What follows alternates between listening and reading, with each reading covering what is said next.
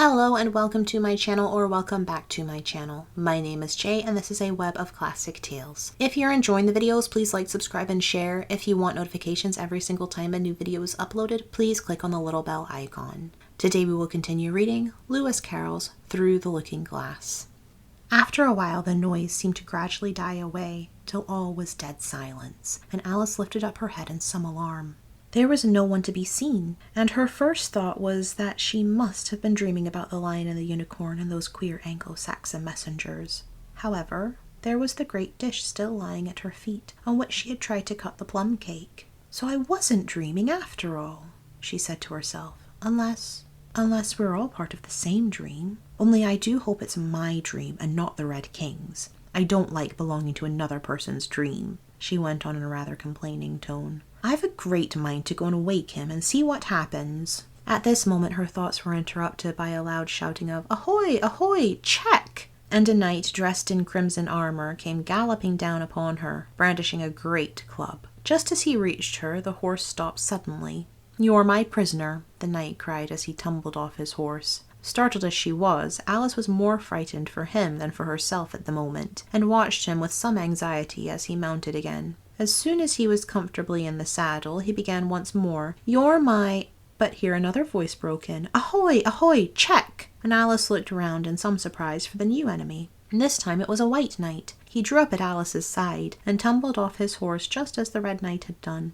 Then he got on again, and the two knights sat and looked at each other for some time without speaking. Alice looked from one to the other in some bewilderment. "She's my prisoner, you know," the red knight said at last. "Yes, but then I came and rescued her," the white knight replied. "Well, we must fight for her then," said the red knight as he took up his helmet, which hung from the saddle, and was something the shape of a horse's head, and put it on. "You will observe the rules of battle, of course," the white knight remarked, putting on his helmet too. "I always do," said the red knight, and they began banging away at each other with such fury that Alice got behind a tree to be out of the way of the blows. "I wonder now what the rules of battle are," she said to herself as she watched the fight timidly peeping out from her hiding place. "One rule seems to be that if one knight hits the other, he knocks him off his horse, and if he misses, he tumbles off himself. And another rule seems to be that they hold their clubs with their arms, as if they were Punch and Judy. What a noise they make when they tumble, just like a whole set of fire irons falling into the fender.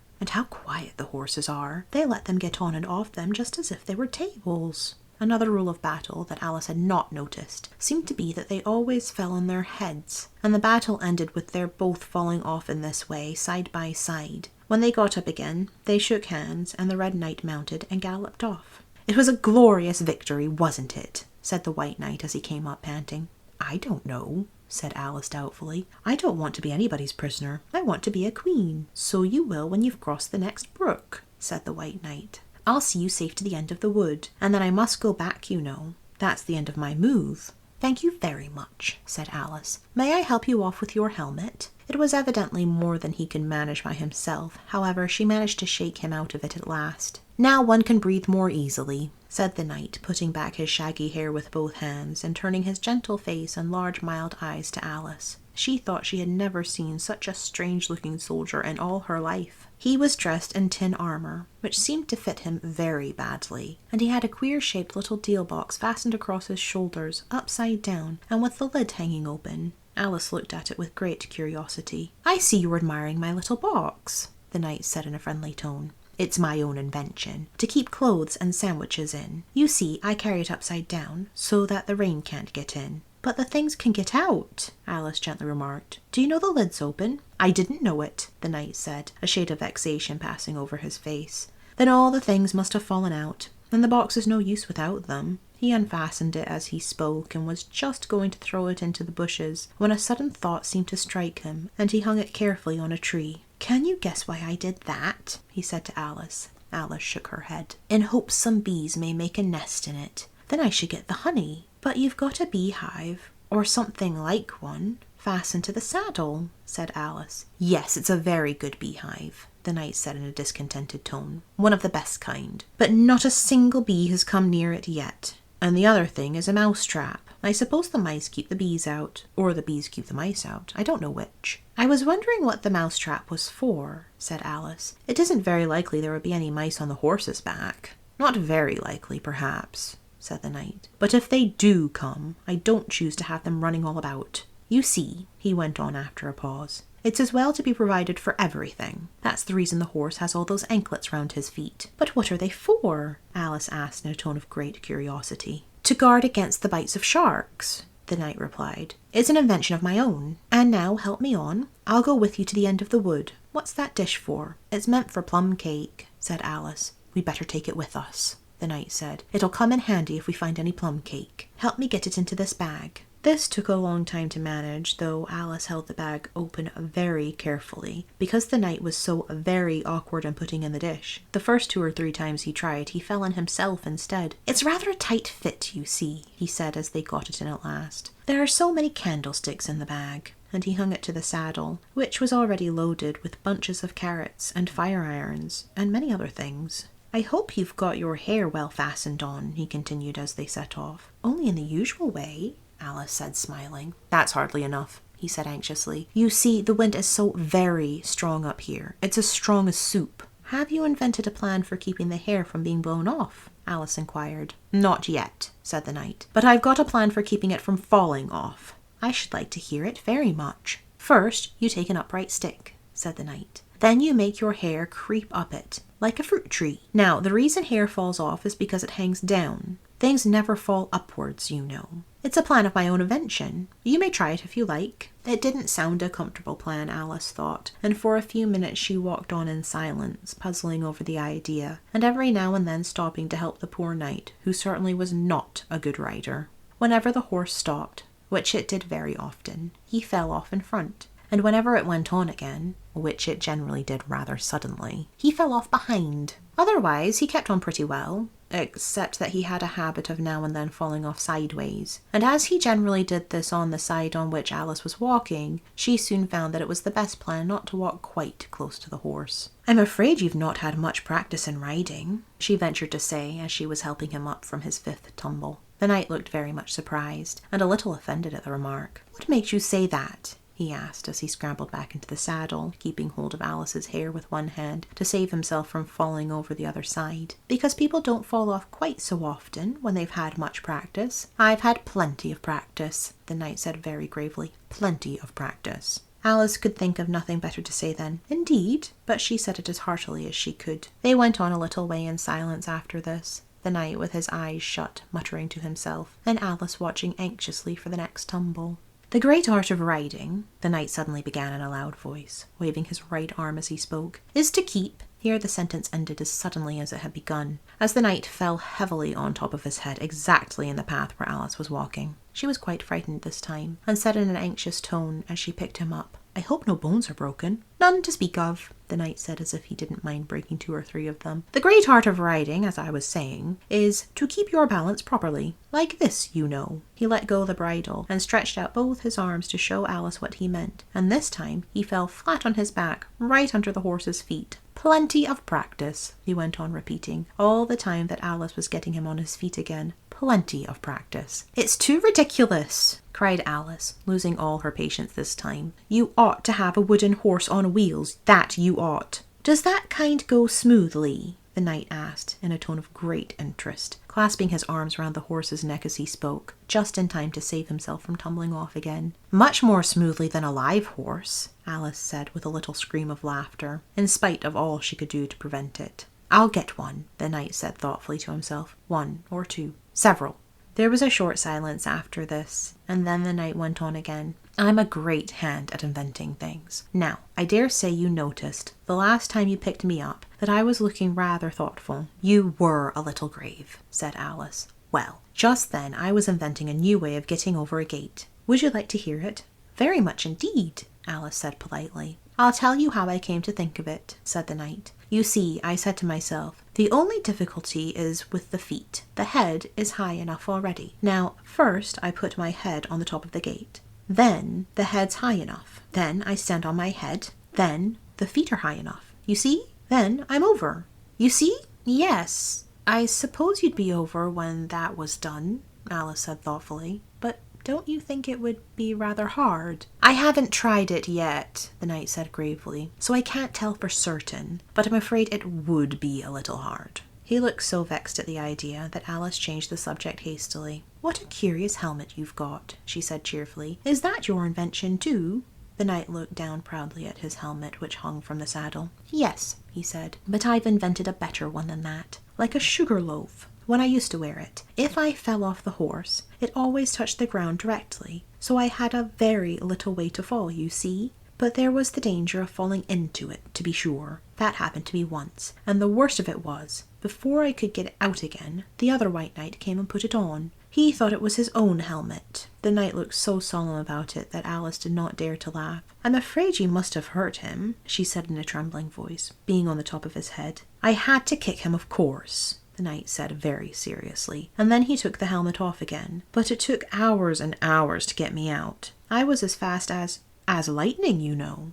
But that's a different kind of fastness, Alice objected. The knight shook his head. It was all kinds of fastness with me, I can assure you, he said. He raised his hands in some excitement as he said this, and instantly rolled out of the saddle and fell headlong into a deep ditch. Alice ran to the side of the ditch to look for him. She was rather startled by the fall, as for some time he had kept on very well, and she was afraid that he really was hurt this time. However, though she could see nothing but the soles of his feet, she was much relieved to hear that he was talking on in his usual tone. All kinds of fastness, he repeated. But it was careless of him to put another man's helmet on. With a man in it, too. How can you go on talking so quietly? Head downwards, Alice asked as she dragged him out by the feet and laid him in a heap on the bank. The knight looked surprised at the question. What does it matter where my body happens to be? He said. My mind goes on working all the same. In fact, the more head downwards I am, the more I keep inventing new things.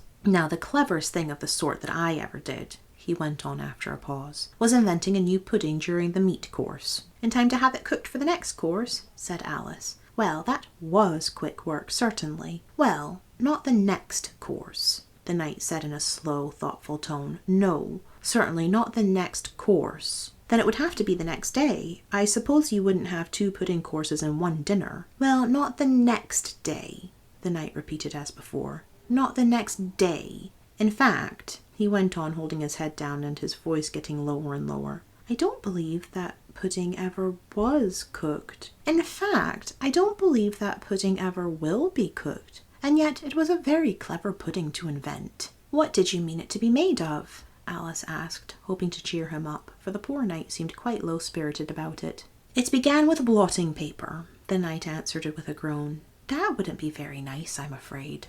Not very nice alone, he interrupted quite eagerly, but you've no idea what a difference it makes, mixing it with other things, such as gunpowder and sealing wax. And here I must leave you. They had just come to the end of the wood. Alice could only look puzzled. She was thinking of the pudding. You are sad, the knight said in an anxious tone. Let me sing you a song to comfort you. Is it very long? Alice asked, for she had heard a good deal of poetry that day. It's long, said the knight, but it's very, very beautiful. Everybody that hears me sing it, either it brings the tears into their eyes, or else what? Said Alice, for the knight had made a sudden pause. Or else it doesn't, you know. The name of the song is called Haddock's Eyes. That's the name of the song, is it? Alice said, trying to feel interested. No, you don't understand, the knight said, looking a little vexed. That's what the name is called. The name really is The Aged Man. Then I ought to have said that's what the song is called? Alice corrected herself. No, you oughtn't. That's quite another thing. The song is called Ways and Means, but that's only what it's called, you know. Well, what is the song then? Said Alice, who was by this time completely bewildered. I was coming to that, the knight said. The song really is A Sitting on a Gate, and the tune's my own invention. So saying, he stopped his horse and let the reins fall on its neck. Then, slowly beating time with one hand, and with a faint smile lighting up his gentle, foolish face, as if he enjoyed the music of his song, he began. Of all the strange things that Alice saw on her journey through the looking-glass, this was the one that she always remembered most clearly. Years afterwards she could bring the whole scene back again, as if it had been only yesterday. The mild blue eyes and the kindly smile of the knight, the setting sun gleaming through his hair and shining on his armor in a blaze of light that quite dazzled her, the horse quietly moving about, with the reins hanging loose on his neck, cropping the grass at her feet, and the black shadows of the forest behind. All this she took in like a picture, as, with one hand shading her eyes, she leant against a tree, watching the strange pair and listening in a half-dream to the melancholy music of the song. But the tune isn't his own invention, she said to herself. It's, I give thee all, I can no more. She stood and listened very attentively, but no tears came into her eyes. I'll tell thee everything I can. There's little to relate. I saw an aged man, a-sitting on a gate. Who are you, aged man? I said, and how is it you live? And his answer trickled through my head, like water through a sieve. He said, I look for butterflies that sleep among the wheat. I make them into mutton pies, and sell them in the street. I sell them unto men, he said, who sail on stormy seas. And that's the way I get my bread, a trifle, if you please. But I was thinking of a plan, to dye one's whiskers green, and always use so large a fan, that they could not be seen. So having no reply to give to what the old man said, I cried, Come, tell me how you live, and thumped him on the head. His accents mild took up the tale. He said, I go my ways, and when I find a mountain rill, I set it in a blaze. And thence they make a stuff they call Rowland's Macassar oil. Yet 2 halfpenny is all they give me for my toil. But I was thinking of a way to feed oneself on batter, and so go on from day to day, getting a little fatter. I shook him well from side to side until his face was blue. Come, tell me how you live, I cried, and what it is you do. He said, I hunt for haddocks' eyes among the heather bright, and work them into waistcoat buttons in the silent night. And these I do not sell for gold or coin of silvery shine, but for a copper halfpenny, and that will purchase 9. I sometimes dig for buttered rolls, or set lime twigs for crabs. I sometimes search the grassy knolls for wheels of handsome crabs. And that's the way, he gave a wink, by which I get my wealth, and very gladly will I drink your honour's noble health. I heard him then, for I had just completed my design, to keep the Menai bridge from rust, by boiling it in wine. I thanked him much for telling me the way he got his wealth, but chiefly for his wish that he might drink my noble health. And now, if e'er by chance I put my fingers into glue, or madly squeeze a right-hand foot into a left-hand shoe, or if I drop upon my toe a very heavy weight, I weep, for it reminds me so of that old man I used to know, whose look was mild, whose speech was slow, whose hair was whiter than the snow, whose face was very like a crow, with eyes like cinders all aglow, who seemed distracted with his woe, who rocked his body to and fro, and muttered mumblingly and low, as if his mouth were full of dough, who snorted like a buffalo, that summer evening long ago, a-sitting on a gate. As the knight sang the last words of the ballad, he gathered up the reins and turned his horse's head along the road by which they had come. You've only a few yards to go, he said, down the hill and over that little brook, and then you'll be a queen. But you'll stay and see me off first, he added as Alice turned with an eager look in the direction to which he pointed. I shan't be long. You'll wait and wave your handkerchief when I get to that turn in the road. I think it'll encourage me, you see. Of course I'll wait, said Alice, and thank you very much for coming so far, and for the song, I liked it very much. I hope so, the knight said doubtfully, but you didn't cry so much as I thought you would. So they shook hands, and then the knight rode slowly away into the forest. It won't take long to see him off, I expect, Alice said to herself as she stood watching him. There he goes, right on his head as usual. However, he gets on again pretty easily. That comes of having so many things hung round the horse. So she went on talking to herself as she watched the horse walking leisurely along the road, and the knight tumbling off first on one side and then on the other. After the 4th or 5th tumble he reached the turn, and then she waved her handkerchief to him, and waited till he was out of sight. I hope it encouraged him, she said as she turned to run down the hill. And now for the last brook, and to be a queen. How grand it sounds! A very few steps brought her to the edge of the brook. The 8th square at last, she cried as she bounded across, and threw herself down to rest on a lawn as soft as moss, with little flower beds dotted about it here and there. Oh, how glad I am to get here! And what is this on my head? She exclaimed in a tone of dismay, as she put her hands up to something very heavy that fitted tight round her head. But how can it have got there without my knowing it? She said to herself as she lifted it off, and set it on her lap to make out what it could possibly be. It was a golden crown. Thank you for listening. This has been Lewis Carroll's Through the Looking Glass, Chapter 8. I've been Jay. This has been a web of classic tales. Please like, subscribe, and share. Click the bell icon for notifications. I hope you're having a fantastic day. Have a nice life, and I'll see you next time.